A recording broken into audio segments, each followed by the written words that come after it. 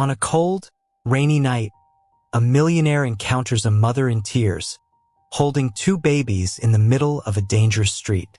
He decides to help her, but ends up discovering a secret so dark that it leaves him completely in shock.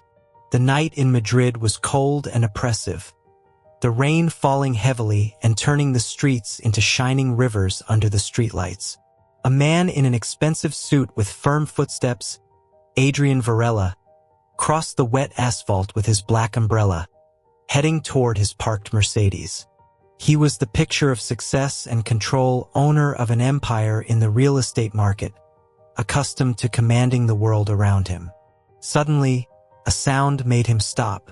It wasn't the sound of cars or the rain, but a sharp, desperate cry from children. Adrian looked around, frowning. As he turned a corner, his eyes landed on a figure crouched on the sidewalk, soaked. It was a woman, barely protected by a tattered coat, holding two babies who were trembling in her arms. She looked exhausted, her hair sticking to her face and her eyes wide with panic. "Ma'am, what are you doing here?" he asked, his deep voice laden with the formality of a stranger. The woman looked up at him but didn't respond. Her face was one of pure terror. "Do you need help?" He crouched down a bit, trying not to seem intimidating. "Please, they can't stay here," she whispered, almost inaudible. Before he could question her further, the babies cried louder, their small bodies shaking like leaves. Something in her gaze, a desperation almost inhuman, made Adrian act without thinking. "Come with me. I have a car over there." Without saying anything more, she accepted. He opened the back door, trying to shield them from the rain, and placed them in the car. When he got in, the strong smell of wet clothes mixed with something metallic filled the space. As he drove, he cast a quick glance at the woman in the rearview mirror. She looked like she was about to break down, but was also alert, her eyes scanning the street as if she expected someone to follow her. "Are you running from someone?" he inquired straightforwardly. She hesitated. I can't say. If you don't tell me, how can I help you?" Silence fell. He looked at the babies, now a little calmer but still restless. Something about them made him feel strange, like he had seen them before. Suddenly, the woman burst into tears. "They're not my children." Adrian slammed on the brakes so hard that the car skidded slightly. He turned to face her, his heart racing. "What do you mean by that?" She opened her mouth to respond, but before she could, a piercing sound of tires cut through the air. Through the rearview mirror, he saw a black car speeding toward them. Adrian took a deep breath, trying to process what he had heard, but the sound of the approaching black car left no time to think. He swerved the wheel, accelerating to get out of the narrow street. "Who is following us?" he shouted, trying to stay calm. The woman, still trembling, looked back, her eyes widened. "I don't know, but they can't catch us. Please, just go." Adrian gritted his teeth. He was not a man to give in to pressure, but something in her urgency stirred him.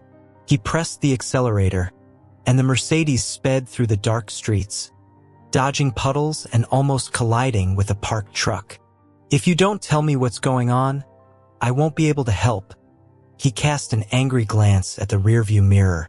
The black car was getting closer. "They're going to kill me and you too if we don't keep going," she screamed.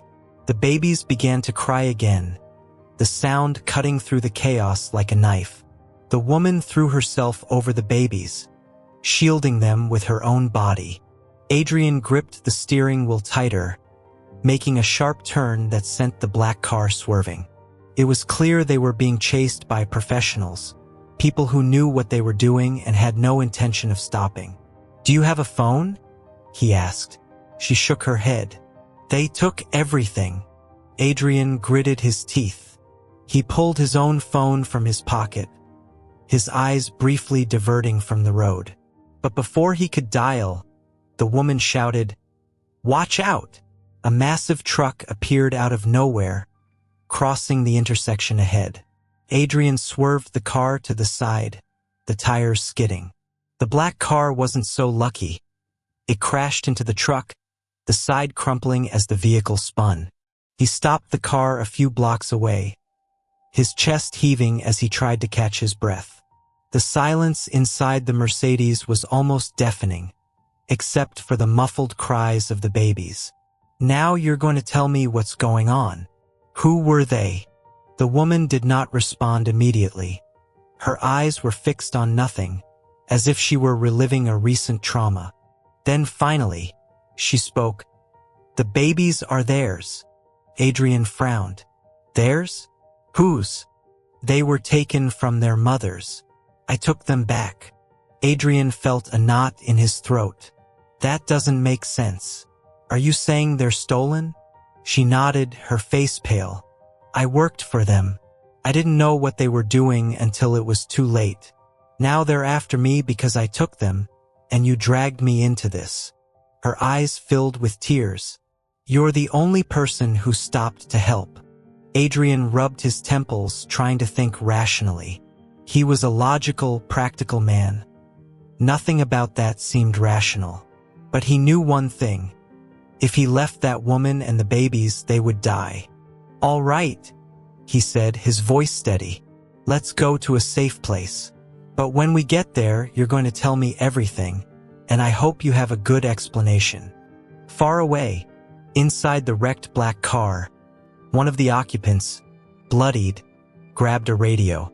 "We lost the target, but we know who she's with." Adrian cautiously drove the Mercedes, navigating through back streets as the tension seemed to compress the air inside the car. Finally, he parked in front of a discreet yet imposing property, one of several he owned in Madrid. Iron gates opened automatically, revealing a well-kept garden and a house that looked like a fortress. "We're safe here, at least for now," he said, getting out of the car. The woman hesitated before following him, the two babies nestled in her arms. She seemed lost, as if each step required a strength she didn't have. Adrian noticed but said nothing. He was full of questions and wouldn't leave without answers. Inside the house, he pointed to a leather sofa in the main room. "Sit down. I'll get something for the babies." She nodded, silent, rocking the little ones. When he returned with towels and a thermos of warm water, the woman was motionless, staring at the children as if trying to protect them from something invisible. "Who are you?" he began, handing her the towels. "And why were they after you?" She sighed, appearing to weigh each word before speaking. "My name is Sarah Robles. 2 years ago, I was hired to work as an assistant at a private clinic on the outskirts of Madrid. It was a simple job but very well paid. Too good to be true." Adrian leaned against the wall, crossing his arms. "Go on." "I didn't know at first, but that clinic was doing something horrible. They didn't treat patients, they sold babies. Vulnerable women were deceived, taken there, and their children disappeared." Adrian felt his stomach churn. "Child trafficking?" Sarah nodded, her hands trembling as she adjusted the towel around one of the babies. "I only found out after I had been there for months. When I tried to leave, I was threatened. They told me that if I spoke to anyone, they would kill me. So why did you risk it now?" She looked at the babies, and her voice broke. "Because these two, they were different. Their parents weren't vulnerable. They were taken by force. I heard names, saw documents. Both are children of important people." Adrian felt a pang in his chest. Something inside him knew this conversation was heading to a place he didn't want to go. "What important people?" She hesitated, her eyes filling with a mix of fear and guilt. Finally, she murmured, "One of them, the boy, is your son." The world seemed to freeze. Adrian blinked, his mind unable to process what he had just heard. "My what?" He stepped forward, his voice rising. "Is this some kind of joke?" "No," Sarah shouted. I saw the records. He was taken from a woman named Ana Velasquez. She was your wife, wasn't she? Adrian went silent. Anna's name sliced through his mind like a blade. It had been 2 years since she disappeared along with the child they were expecting. The police never found any clues, just an abandoned car near a bridge. Everyone believed she had. He swallowed hard. This can't be true. Sarah continued, her voice filled with urgency. I saw the DNA record. It's true. I needed to get those children out of there. I knew they would never stop looking for them, but I couldn't leave them with those people. Adrian stumbled back, leaning against the arm of the sofa. The mix of emotions was overwhelming. Shock, anger, hope. But before he could respond, a sound from outside made him stop. It was the sound of tires on gravel. Sarah clutched the babies, her face pale as wax. They found us. Adrian rushed to the window, pulling back the curtain. 3 black cars parked outside the gate, and men got out, dressed in dark clothing, all armed. He gritted his teeth, blood boiling. Stay here. Don't move. You can't face them, Sarah pleaded. I won't let them take my son or you. Adrian grabbed the phone and dialed quickly. I'm at the property on Cal Mirador. Send security now. Outside, the men began to spread out, approaching the gate. Adrian knew he had minutes before they broke in. He grabbed a gun from a drawer in the bookshelf and took a deep breath. If they lock the door, stay quiet. I'll come back for you. Sarah looked at him with eyes full of fear and gratitude. Adrian, please, be careful. He nodded, but inside he knew he was preparing to face the unknown, and perhaps something much bigger than he imagined. Adrian left the room with quick, firm steps, the gun in hand, his heart racing. But his face was cold and calculating. He had faced million-dollar negotiations and dangerous people in the business world, but never a situation like this. The difference now was that his life, and the life of a son he didn't even know existed, was at stake. At the gate, the men began to force their way in. One of them was using a radio, coordinating movements, while others held weapons with silencers, showing they were professionals. Adrian adjusted the surveillance cameras through his phone. The images clearly showed the group surrounding the perimeter. He calculated for maybe 5 men. He would need time until his security team arrived.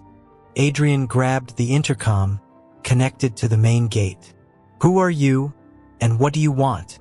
The reply came dryly, with a rough, emotionless voice. The woman and the babies. Hand them over now, and no one gets hurt. You have 10 seconds to get off my property before I call the police. Adrian retorted, keeping his voice steady even knowing they were already beyond that. A muffled laugh came from the other side. We know who you are, Mr. Varela, and we know you don't want to involve the police. So let's make this easy. The electronic gate creaked as one of the men began to force it open with a lever. Adrian murmured to himself, You want to play? Then let's play. He climbed to the 2nd floor, where he had a direct view of the garden, crouched down, and carefully aimed at the tire of the nearest car. He fired. The muffled sound of the shot echoed, and the vehicle lowered slightly, the tire punctured.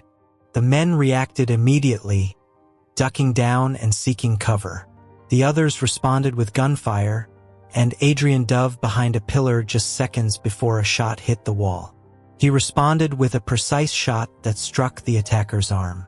The man screamed and dropped his weapon, but the other lunged at Adrian, initiating a hand-to-hand fight.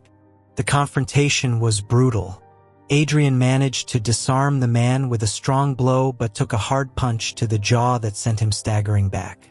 With a kick, he knocked the intruder down, pinning him by pressing his knee against the man's chest. Who sent you? He demanded breathlessly. The man laughed, spitting blood. You have no idea who you're dealing with. Before Adrian could respond, the sound of sirens in the distance cut through the air. His security team was arriving, but with them, something unexpected: a police car. Adrian looked at the pinned man, then at the others who were quickly fleeing, taking advantage of the distraction. The electronic gate opened when the guards arrived, but the black cars were already disappearing into the darkness. He let go of the intruder, who ran off without looking back. Inside the house, Sarah slowly opened the door, holding the babies. She looked relieved to see Adrian unharmed, but her eyes were filled with worry. "They're still going to come after us, aren't they?" Adrian looked at her, his expression hardening. "Yes, but now they don't have that lab anymore. And with the data Hector managed to get, we can start dismantling El Sombra once and for all." Ejecting the feeling of tension from the air, the cabin was silent except for the sound of the children sleeping in the room. He had improvised for Sarah and the babies. Downstairs, Carlos and the guards were monitoring the property's perimeter. Adrian entered the office, locking the door behind him. He typed a code into the panel embedded in the wall, revealing a discreet safe. Inside were documents, cash, and an emergency passport. He also grabbed a backup weapon. It was time to flee. Before leaving, he looked at Sarah, who was holding the children with fierce, protective expression. "I'll be back," he said, more as a promise to himself than to her. "And if you don't come back?" she asked, her eyes watery. Adrian hesitated, then looked at her with determination. "If I don't come back, take the children to Hector. He will know what to do." She nodded, even though her hands trembled. The road to the old hospital was a bumpy trail surrounded by tall trees that almost hid the sky. When Adrian arrived, the building loomed before him. A worn structure with broken windows and a dark aura, seeming straight out of a horror movie. He parked the SUV at a safe distance and proceeded on foot, taking silent steps with his weapon drawn. Before entering, he sent a short message to Hector with his location and the words, "If I don't come out, follow the trail." Adrian entered through the side door, which was open as if someone were waiting for him. Inside, the smell of mold and chemicals filled the air, the ceiling lights flickering and casting shadows. The silence was only interrupted by the echo of Adrian's own footsteps. He moved forward, alert to every corner. After passing through a hallway that seemed endless, he arrived at a room with a sign that read, "Restricted Area, Clinical Research." The door was ajar, and Adrian entered cautiously. What he saw paralyzed him. There were a series of hospital beds lined up, all with monitors still functioning. Each one had a person connected to life support equipment. The green and red lights blinked in the dark, creating a surreal sight.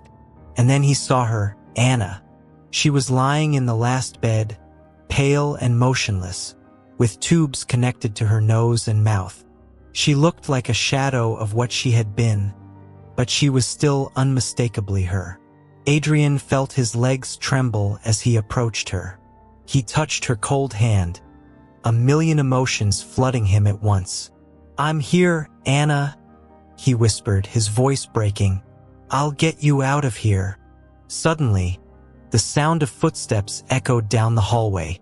Adrian turned, aiming his gun in the direction of the sound. A man emerged from the shadows, wearing a white coat. "You've come a long way, Mr. Varela," he said in a calm tone, almost admiring. Adrian narrowed his eyes. "Who are you?" "Someone who works to maintain order in a chaotic world." The man stepped forward, hands raised in a gesture of false surrender. "You should be proud. Few manage to discover what you have uncovered, but your journey ends here." Behind him, two more armed men appeared, blocking the exit. Adrian raised his weapon, pointing directly at the man in the lab coat's chest. "Say that closer." The man smirked, as if he had total control of the situation. "Do you think you can change anything?" El Sombra is bigger than you imagine. And these babies, they're just the tip of the iceberg. Adrian kept his finger on the trigger. Then I'll start by destroying the base of that iceberg. Before he could fire, the man pressed a button on a remote control. The sound of a piercing alarm filled the room, and the lights began to flicker frantically. I want to know a little more about you. Tell me in the comments where you are watching from. Good luck, Mr. Varela, he said quickly, leaving the room. The two armed men advanced. Adrian shot the first one, hitting him in the shoulder as the second approached. The hand-to-hand struggle was intense, but Adrian managed to subdue him, using the opponent's weapon to knock him out. The alarm continued, and Adrian knew he had little time. He ran to Anna, disconnecting the tubes and carefully lifting her. She was lighter than he remembered, as if life had been drained from her. I'll get you out of here, he promised again, more to himself than to her.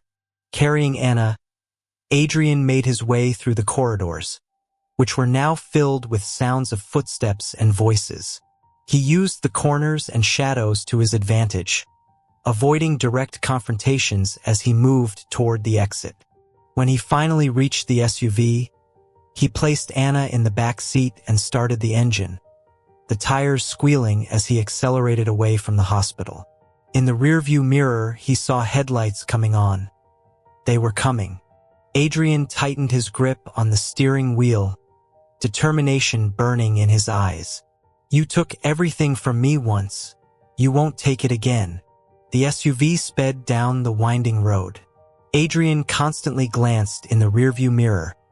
The headlights of the pursuers were getting closer with each passing second. He knew he was at a disadvantage. The car loaded with Anna and lacking space for complicated maneuvers made him an easy target.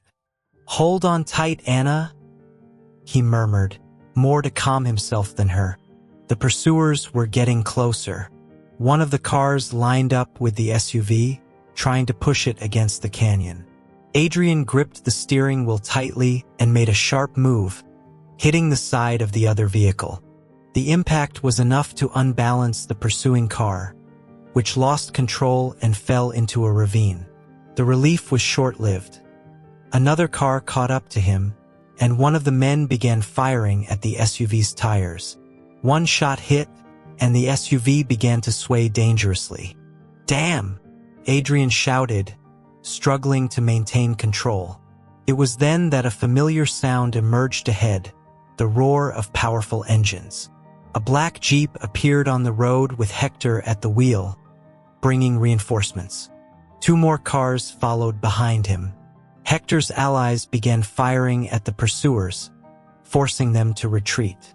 One of the organization's cars lost control and crashed into a rock while the other fled.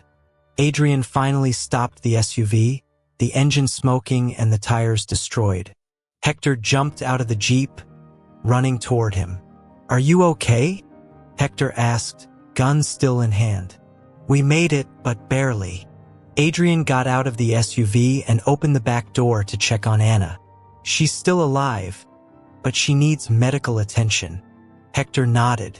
I've already arranged everything. Let's get her to a safe place. Hector's team led Adrian, Anna, and Sarah with the babies to an abandoned warehouse on the outskirts of Sofia, turned into an improvised hideout. There, a medical team was waiting to examine Anna. Adrian watched as the doctors worked, feeling a mix of hope and despair.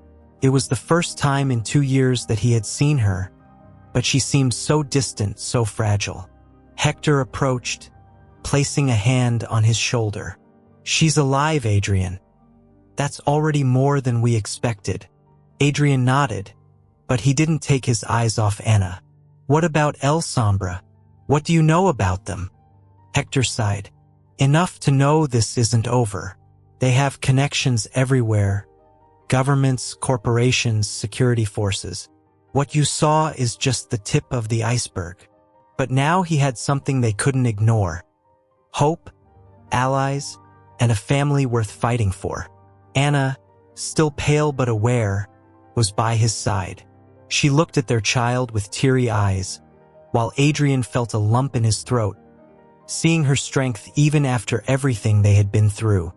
"You did it," Anna said, her voice low but full of emotion. Adrian shook his head, smiling faintly. "Not alone. Without you, without Hector, without Sarah, none of this would have been possible." Sarah, next to Anna, came in with a bottle of wine and 2 glasses. She looked tired but had a satisfied gleam in her eyes. "I hope you're ready for more fights, my friend," she said, handing one of the glasses to Adrian. "El Sombra isn't going to disappear overnight." "I know," Adrian replied, raising the glass. "But today, at least we won." Hector smiled and raised his glass too. "To the children and to what's yet to come." Adrian turned to Sarah, who watched the scene with a slight smile while rocking the baby in her arms. "To the children," he repeated, his voice full of emotion. The next morning, the first rays of sunlight flooded the hideout. Adrian stepped out into the improvised garden of the place, watching the horizon with Anna by his side. "For a long time, I thought I had nothing to fight for," he admitted, breaking the silence. "But now I know what it means to have something worth protecting." Anna rested her head on his shoulder, her gaze lost in the sky. "And you will never fight alone again."